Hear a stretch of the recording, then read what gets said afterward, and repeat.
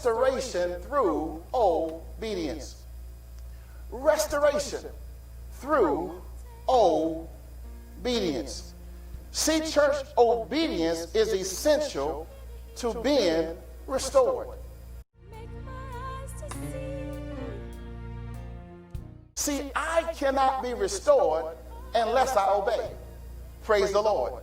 See, there are some situations in our lives right now that we're waiting on God to deliver us from, and God is saying to us, will you just obey?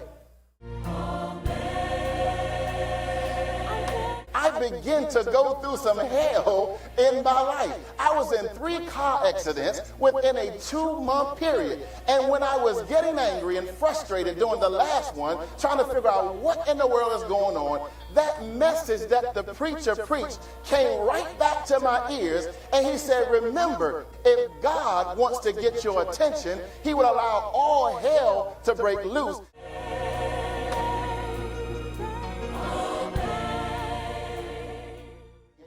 We don't have to live a life of sin. If I yield my members or my flesh to sin, listen, I'm going to die. I'll crush my life, amen? But I have the power of grace that lives on the inside of me. I can obey unto righteousness.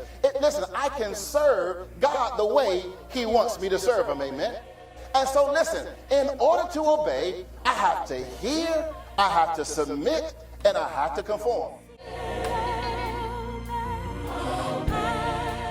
The intent of this message, church, is to continue to be made whole. I want to make sure that the church, we continue to be made whole.